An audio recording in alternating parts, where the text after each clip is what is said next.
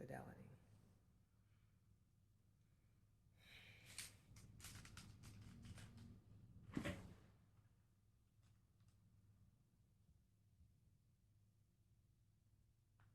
It's one word. Mm-hmm.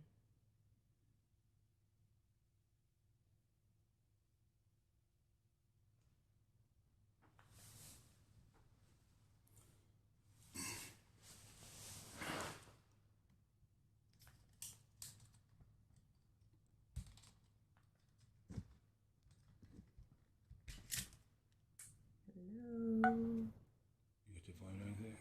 Mm-hmm.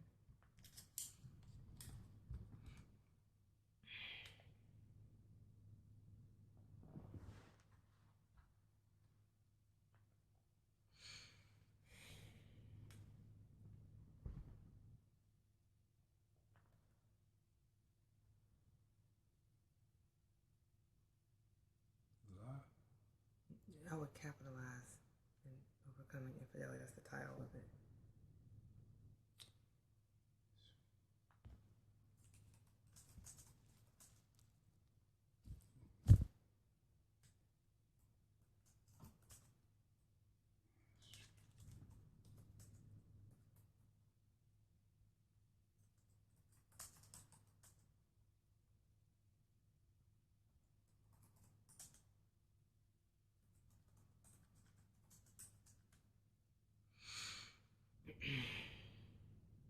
That?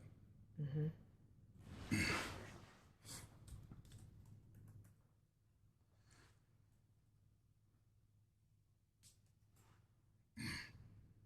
That? You sharing that? You sharing that right there? I'm trying to. Oh, I can do it over there. That's what I did over there.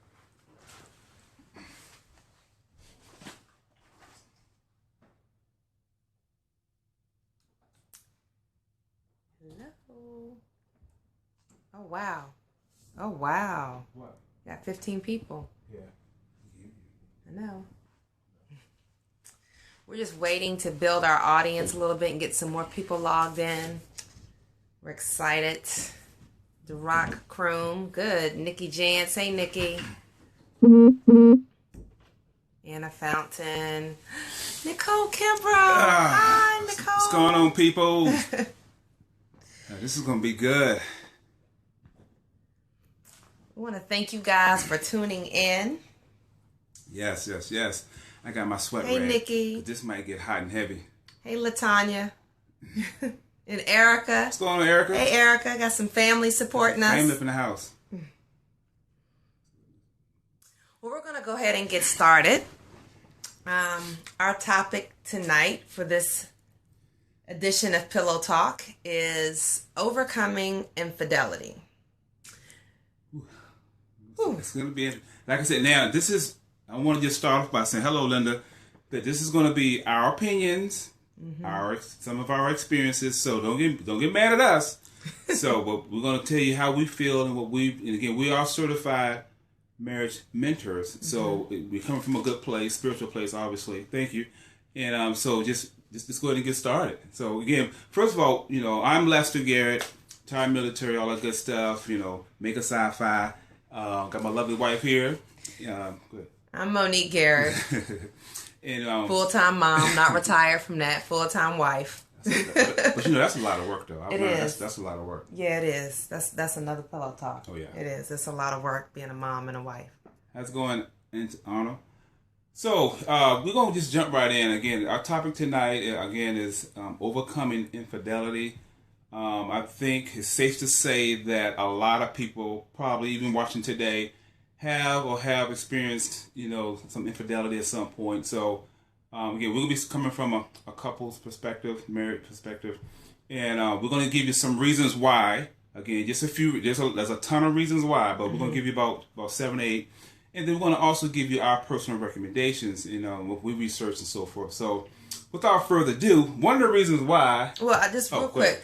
One of the reasons why this topic, we came up with this topic is sadly to say because of, everything that's kind of going on in the political climate right now. Yeah. I had originally thought of this topic a while ago.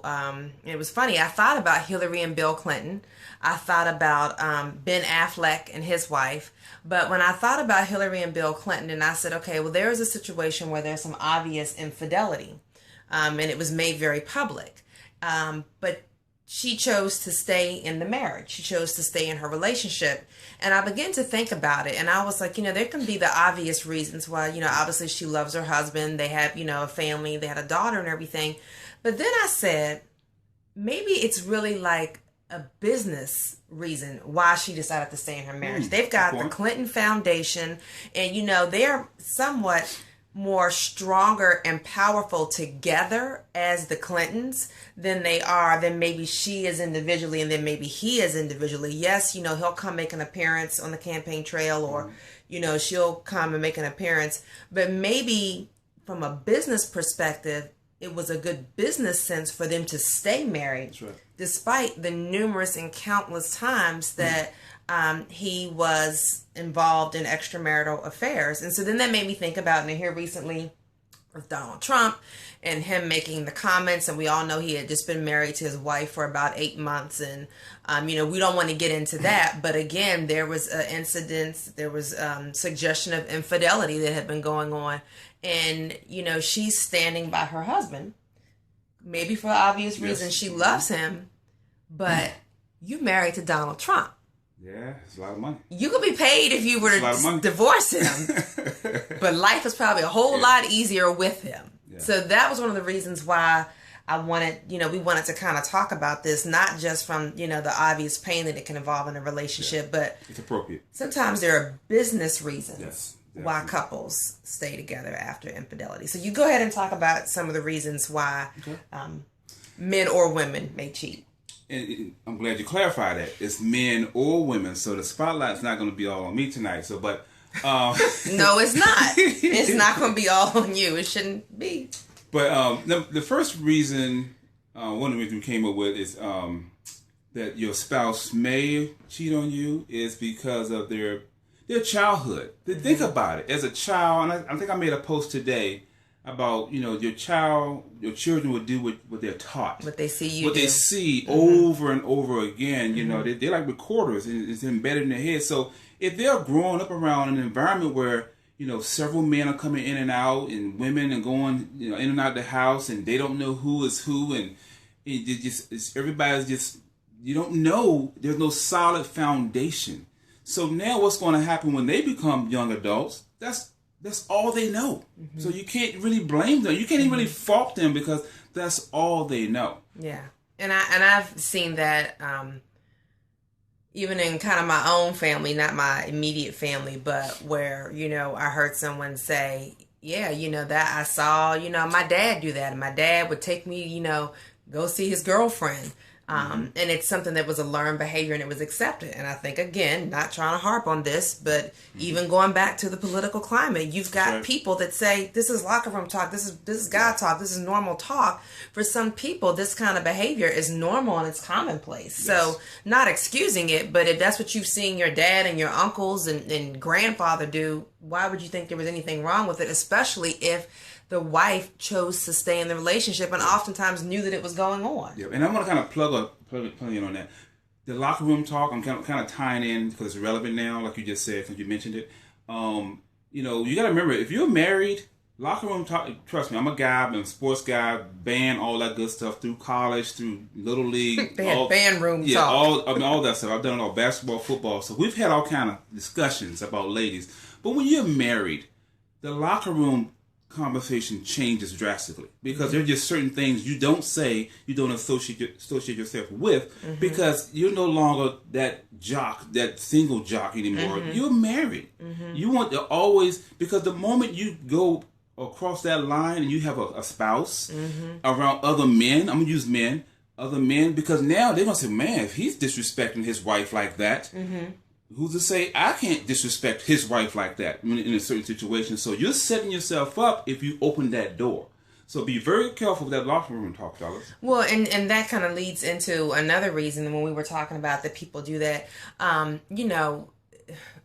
from a spiritual perspective, and I think even outside just a spiritual perspective, you have to really guard your heart and you have to guard your mind. Right. If you are around people, you're in an environment where people are engaging in that sort of behavior, Absolutely. and you laugh and you joke along with it, Billy Bush, I mean, not to keep going there, then people say, oh, okay, you're that type of person. And they're going to keep inviting you into situations like that. When we turn on the TV today, yes. All the entertainers, I don't know whether Jay-Z and Beyonce, really what went on with them. I don't even really care. But something went on, and they still stayed together. So, right. But you see that. And then it's on TV, and you're hanging around your friends and the music you listen to. Right. And all that stuff starts to get in your head and get in your mind. That's why when people are, you see boxers before a fight or athletes before a game, Phelps, the swimmer, he had his music on. He was in a zone. So if the zone that you constantly place yourself in is, listening to music about men, women, not, the word, like a disrespect, being a womanizer, disrespecting women, or just that music or being in that environment, watching those kind of TV shows, it begins to get into your subconscious, and then it begins to open up a doorway now, and you begin to feel curious and say, oh, well, if so-and-so could get away with it in the movie, or just like so-and-so said in the song, and then that sometimes can lead to that sort of behavior, and that can happen. So you have to really guard your heart and your mind. And that leads to one of our second points is being bored or curious. Like the curiosity can creep in. It can really creep in if you don't watch it. So that word bored should never creep into your marriage. I would advise you to maybe not use the word bored in marriage, because that's not a good thing, because now it becomes painful. You say you're bored in marriage, it becomes painful. And all you got to do is simple. Because at some point you had excitement because you got married. At some point you had to lead up to you getting married. So whatever you did in between, meeting this young lady and getting married, you got to go back to that. It's simple as that. So don't say you're bored. You're bored for a reason, because you're curious. You're curious to see if you still got it. I know how men, man's talking now. Don't hate on me, men. You're bored because you think, you know what? I think I still got it. Let me just creep out here and do what I got to do. But it's just not worth it, fellas. Yeah, and the thing is, again, not to make it a spiritual thing, but when you say, oh, I'm bored, you're going to find somebody that thinks that seems so exciting and so interesting.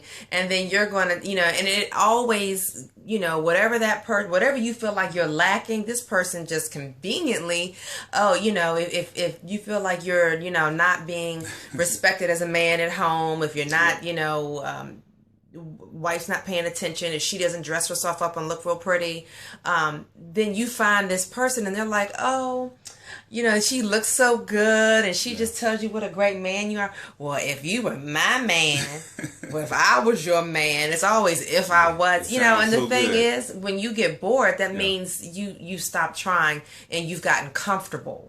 And so that's not anyone's fault. Yeah. That's you as the couple have to stop and say, okay, and let's be honest, like, we sometimes, when we go to bed, like I always say, I'm like those old-fashioned dolls that when you lay them down, their eyelids close and you sit them up and they open. I'm like out because we're tired with the monotony of life. But that's why it's important that the same way you schedule time to go out with your friends and do different things, and you go to church or you go out to eat, or you have to schedule quality time with your spouse, a date night, or just say, you know what, we're putting the kids in the bed a half an hour early. We're going to shut cell phones off. Let's get into bed. Let's have pillow talk. We miss you too, Angela, by the way. I see that. Let's just have Angela talk. Yeah. Let's just have pillow talk and just talk about what's going on and where you are in your relationship. And that's why, this is one of the reasons why we want to have pillow talk. We do it every 2 weeks, because this is the real talk. Mm-hmm. A lot of people don't want to discuss the real behind the scenes marriage and couples. Guys, it gets dirty back here. It gets gritty, but it's fun when you're with the right person. So another reason why you may cheat on your spouse is you're just simply unhappy. And what do I mean by being unhappy? A number of reasons. I mean, it could be, you know when you're unhappy when she comes home, you're like, man, why is she home? Why is she here? She say hello, you're like, hello. I mean, or you don't even speak. Or you don't speak. You don't even speak. You don't even eat in the same room. You don't even sleep in the same room. You're just unhappy. But then, if you really pull back the onion, if you got in front of a counselor, I bet you, the two of you really don't know why you're like that. It just, you kind of grew apart. And a lot of times, you mentioned it earlier, it could be because of life. The kids, you're ripping and running the rat race or chasing a dollar, and you just get out there, and before you know it, you're like, man, who is this person? When we first met, we was always together, we was doing this and that, but now you're chasing your career, she's chasing her career. The kids got Boy Scouts, Girl Scouts, we got acting classes, baseball, golf. Before you know it, church. 4 years going by, and you lost. And y'all don't know each other. And the door is open for a lot of people to walk right through. And the other thing is when we talk about being unhappy, first of all, you should never base your happiness upon another person. Right. Like, I have to be happy. Now, there are times like when I'm sad or I'm not having a good day or I'm feeling down, and then he will help cheer me up. He's my cheerleader. But my happiness does not depend upon you. And I think a lot of couples make that mistake when they get together, is that, like Nikki said, or your childhood, that's where the onion starts, and that's true. That's right. But, your happiness, my happiness as a woman, as a wife, my happiness as a wife kind of does depend upon you, but me as an individual being the own gauge of my morals and my standards has nothing to do with how happy he makes me. I have to have my own morals and standards. So if he is over here tripping, I know that to go outside my marriage is wrong. And, and so I have to have my own moral compass. I can't say, well, I'm unhappy, so my moral compass was broke. Now, and this is not to judge anybody, because that stuff happens. But it's just, be careful that you don't base your happiness upon that other person. Like I said, guys, we can go on and on because this is a hot topic. Like many of you are saying, we appreciate your tenderness. But another thing I want to kind of talk about, or reason, all right, you could be unsatisfied sexually. Unsatisfied sexually. That's a bigger problem. I mean, that's a bigger problem. But I'm still going to say this. If you married he or she, you had to enjoy sex up until that point. At least up until that point. So for you to say now, 2 years later, a year later, 4 or 5 years later, now you don't enjoy sex, you might have to look in the mirror. Well, and this is the thing. Okay, so some people get married and they've never had sex before they get married, and that's fine. So you don't know. They say you didn't get a chance to test the water or whatever they say. But then sometimes you're so excited about being married and you just caught up in the motion, and I know a lot of times, and this is for women, and that's a whole other pillow talk topic, is that women a lot of times are very pacifying. And it may be sex, going on, and we really don't enjoy it, or it's not so much that we're not enjoying it. It may not. Okay, I'm listening. Not so much that we, you good, but not so much that we're not enjoying it, but sometimes we may not be in the mood, or it may not feel good, Things may not always feel comfortable and feel good.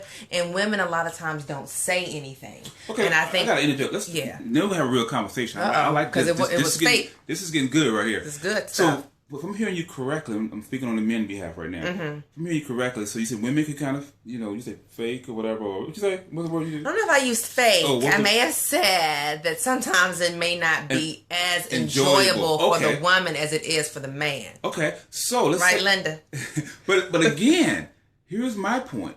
So as a woman, you're saying you're willing to just, because you're getting married, you're so excited, you're willing to just say, the sex is not that great, but I'm still going to marry this man.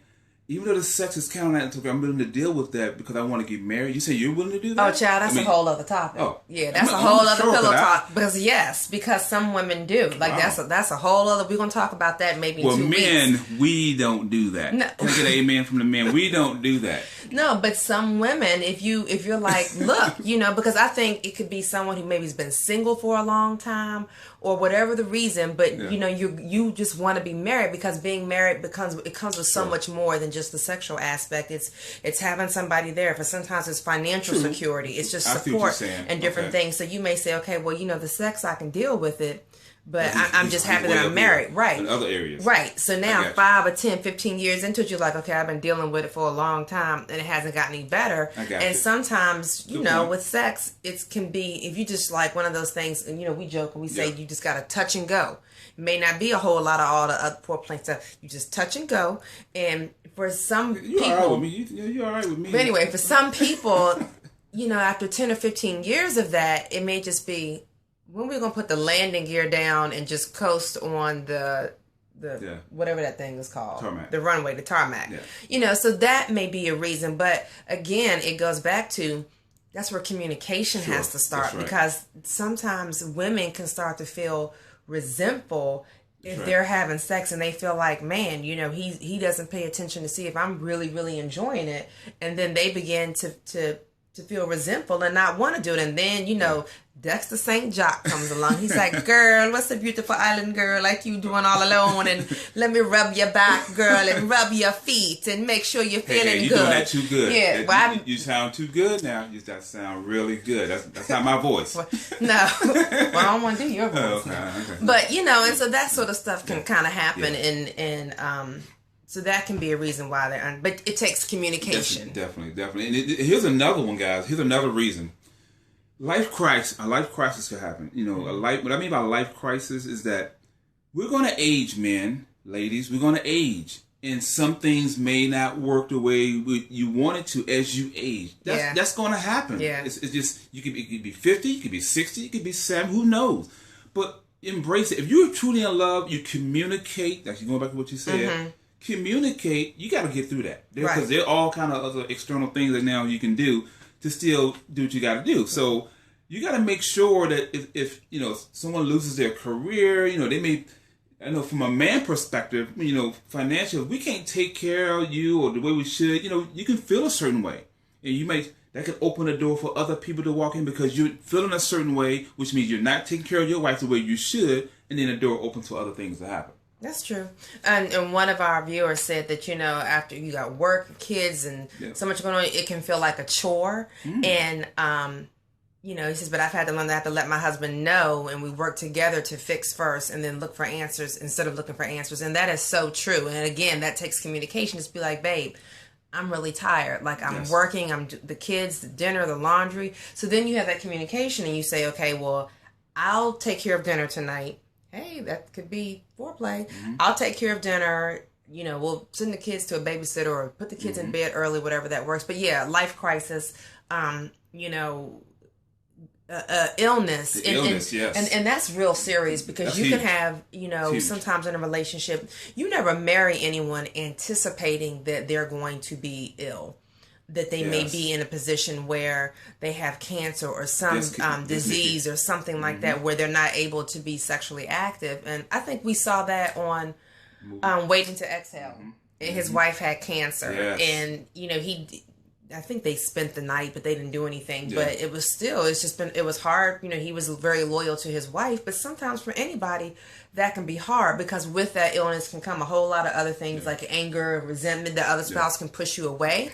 And then you may feel like, well, I'm justified in doing it because, she's pushing me away or he's pushing me away or, you said a lot of issues come up with men that prevent them from being able to do it at a, certain age. So, and to go back to like Nikki said, listening is key, communication is key, and just talking through it and just knowing what's to be expected in marriage. Read some books. We don't know it all. You can claim you think you do, but when you get out and read and actually shows like this right here will help you just hearing other people's experiences and see that everybody goes through it. Everybody is and will go through it if you with the person to death do us part. Yeah. We're going to get old. Yeah. That's going to happen. I think statistics say like 3 out of 5 marriages that thought is at least presented and someone, is tempted or things because we're all human, all human. I had a talk with my daughter earlier. We'll talk about that later on. But I'm like, it's normal to like little boys or it's normal to... Yeah, we'll talk about that later because I'm not supposed to tell you. Okay. We're on camera. Yeah, all right. But, there's certain things that are just normal. But you have to know how to control yourself and again communicate, which is what we've said. All right, Marcus, I hear you. Yeah. Well, another reason could be that a spouse could cheat on you. It could be insecurity, and this is another sensitive subject in terms of from a man or woman. You got to be careful the words that come out of your mouth. When you're speaking to your spouse, especially as after you've been together 2, 3, 4, 5, 10 years, you don't want to start comparing her to other people on TV. Thinking, babe, I wish you looked like that. Oh man, look at this. Look at her. Why don't you have abs like that? Because trust and believe, they're listening. Because I like donuts. They're listening, and insecurity can creep in. The same thing with a man. If you tell a man, look, babe, you used to look like that, or you used to, feel this way. It can insecurities can creep in. It can just those little words over time, and then what's going to happen? Mr. Right going to come behind you and say all the right words, and next thing you know, someone's in your, Yeah. Another insecurity, and I think probably sometimes women, we may deal with this, so Dwayne, is that we may tend to gain a little bit of weight. And we may begin to feel insecure about us. And because we believe in being transparent on here. Absolutely. I think I've been on like a roller coaster ride with my weight and size from when we met. I love it. And he does. And I'm just kind of like, really? Because, I may look at myself and say, oh, wow, this doesn't look good, or this makes me insecure. And I think, like, okay, we got to always have the lights off and covers pulled up, to our chins. And sometimes as women, we have to be careful because how we feel about ourselves and view ourselves may be very different from how a man or our spouse or our significant other may view us. And he may be like, well, you and your little muffin top and your little, fat thighs are sexy to me, and we're all like, oh no, this and that. Well, that's a turnoff. Like nobody. And then and then because of the insecurity, we're constantly pushing you away. He may go to somebody that's like, look, yep, I got a muffin top, but hey, I'm ready to go. And, and so then that becomes, it's all in how you carry yourself. That's right. And so, I'm sorry, Eagle, you said that, you're not feeling real sexy right now. And nobody feels sexy after having a baby except for like these models. Nobody, because stuff is just kind of hanging there, and you just, also hormonally you're a little off. So, we're sorry about your loss, but, yes. Antonio said insecurity is a relationship killer, and it really is. And sometimes you yourself can push that other person away. That's right. Yeah, absolutely. And so, just be careful of your words. It's simple.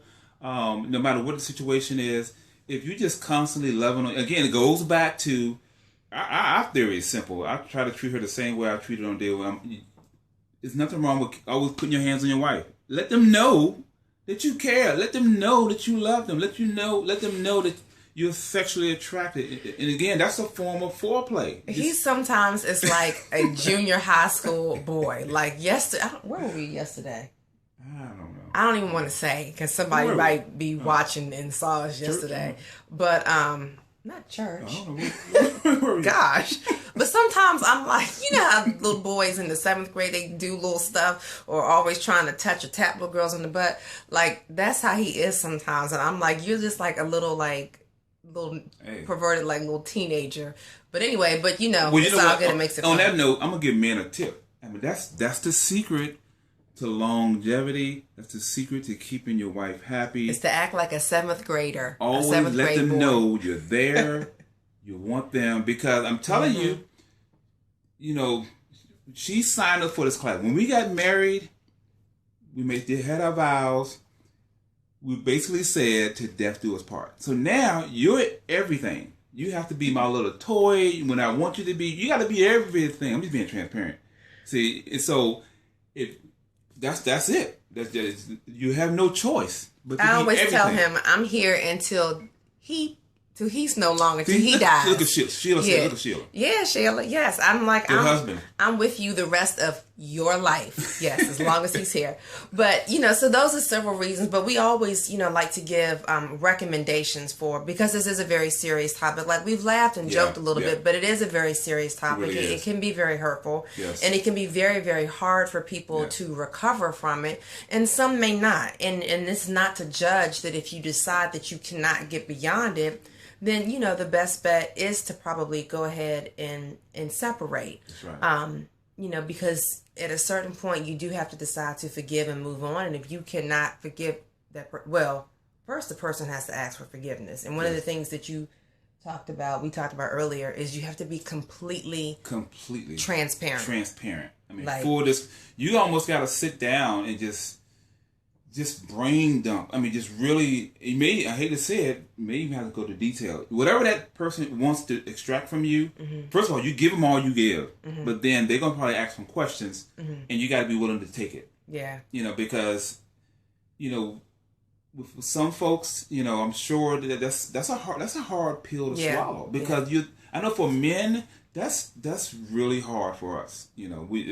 It's really hard for us to I think it's even harder for us to overcome it.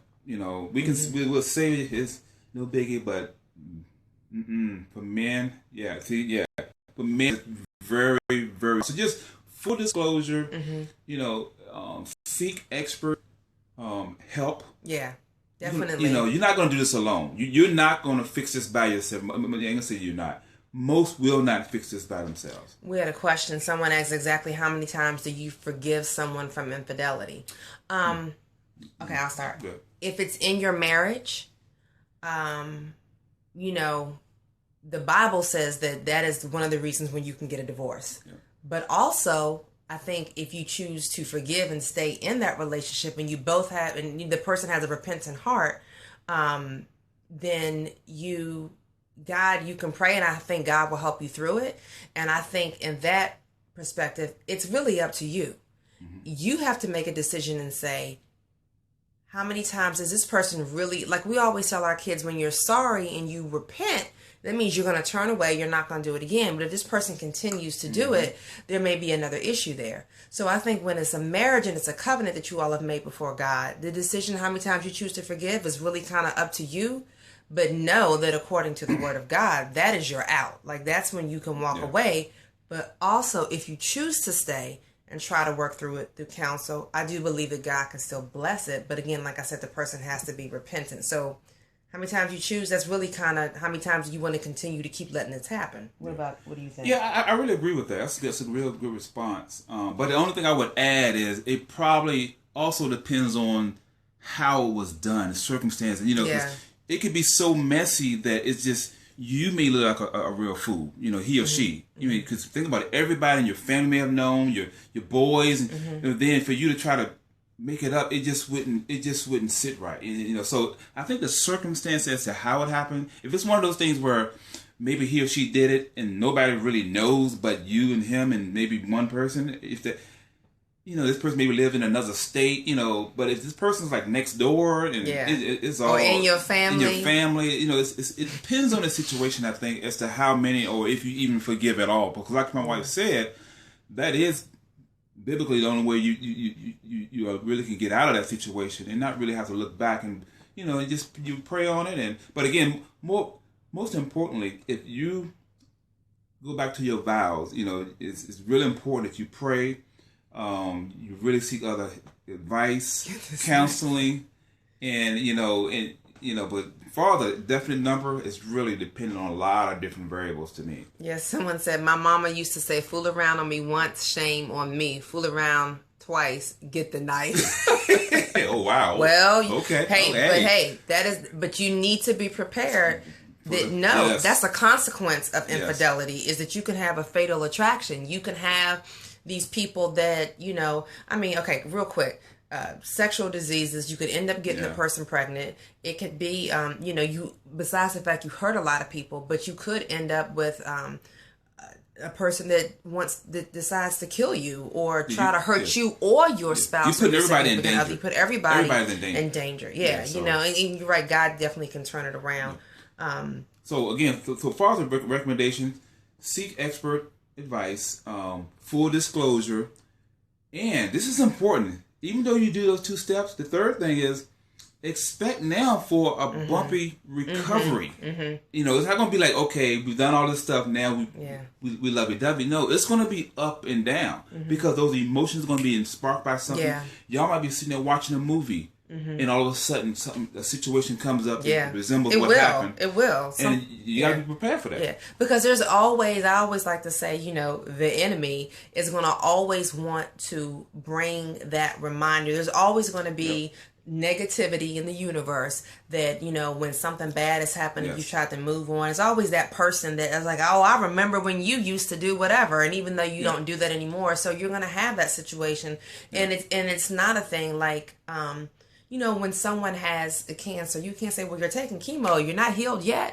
It is a process. Like, it takes time, and sometimes there may be a relapse, not a relapse in terms of the person cheats again, but there may be a point where you're like, you know, something happened, or I tried to call you and you didn't answer your phone, and it makes that person think, were they being unfaithful, or was something going on? So, you know, it is a process, and it takes time, and if you decide to stick it out and work together, you have to let that person heal. But what you do have to do is go above and beyond to gain back that person's trust. It's never anything where you can say, well, look, it's been 6 months. You're not over it now? I was going to say, don't put a time limit on it. That's the last thing you want to do is say, man, like you said, it's been 6 months or it's been a year. Okay.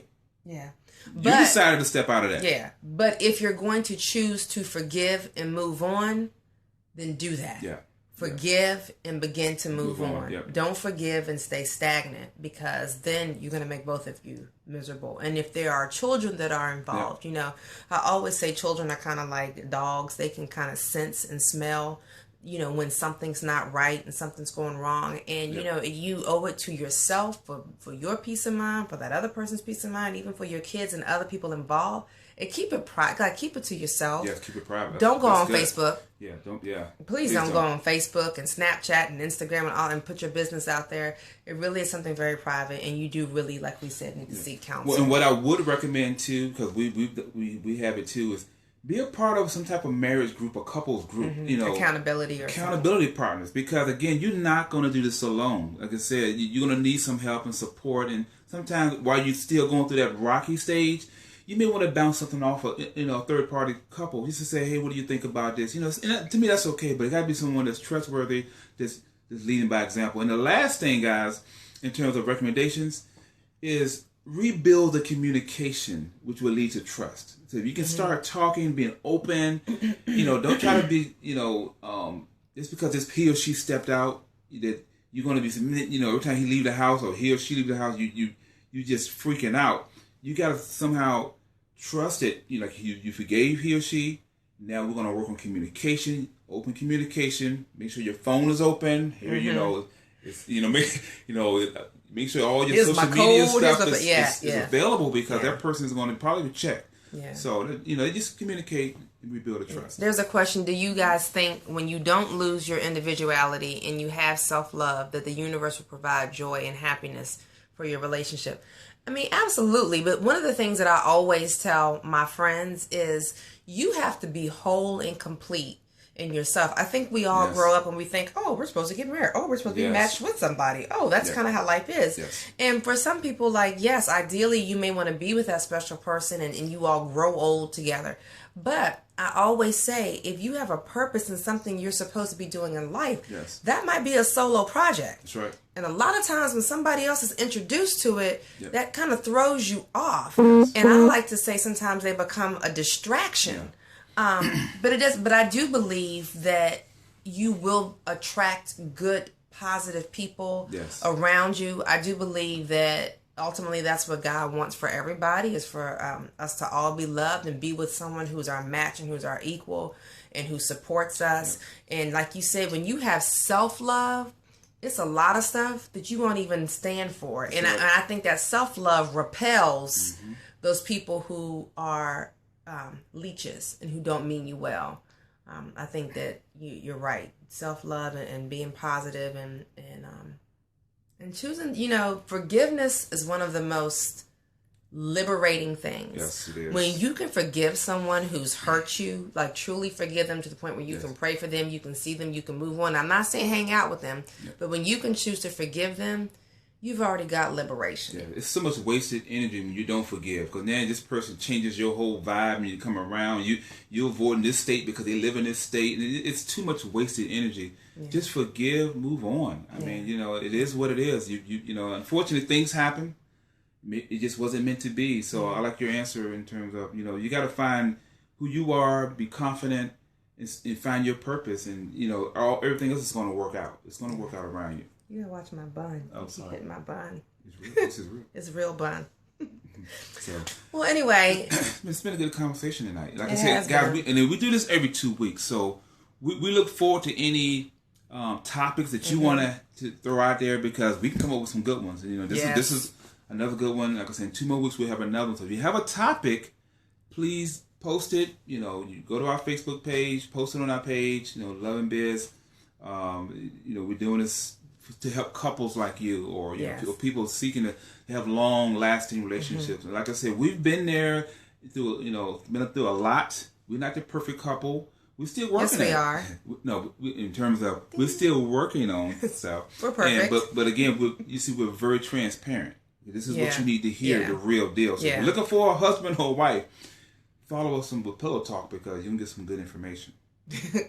Well, we're not going to help you find a husband or a wife, but it's good information. And, we are certified marriage mentors or relationship mentors. That doesn't mean we're counselors, but, sometimes you just really need somebody someone to talk to, and just to kind of help you kind of work through things. And, we really appreciate that. And we appreciate everyone logging on tonight and supporting us. Please share this video on your pages. Thank you, Nikki. Share this video, because what we hope is that we can help somebody. Like, that's all we're trying to do. We don't have any sponsors. We don't get paid for this. We just want to be able to help and encourage couples. That's what we feel like God has blessed both of us to give us a second chance at marriage. And, and that's true. Forgiveness doesn't always mean you'll stay together, but sometimes it does mean letting go and moving on. And we just want to thank you all for tuning in. And just keep in mind, guys, we have a couple of events coming up. This Saturday we have date nights. And one of the things, if you want to keep your marriage together, date. You have to have date night. You have to just stop. Put the kid, like I said, send them off. Do what you got to do. Mother-in-law and all, get rid of all of them. And go out and have some quality time together. So this Saturday, we're going to be at Newport News doing paint night. And then on the November 19th, we're doing Kizumba. And what's that one? Bachata. Bachata. So again, it's dance lessons. So whether you know how to dance or not, it doesn't matter. It's about you reconnecting with the one you love. See? Yes. That body contact. You. We love you too. We love you too. So sending hearts. Well, this has been fun, guys. It's been fun. We look forward to seeing you again. And if you still have an opportunity to register to vote, this is just my little PSA. Yes. Please register to vote. Please vote. Take action. Not voting. It can be a vote in the opposite direction. That's all I'm going to say. Good night, you guys. God bless. Good night. Thanks for watching.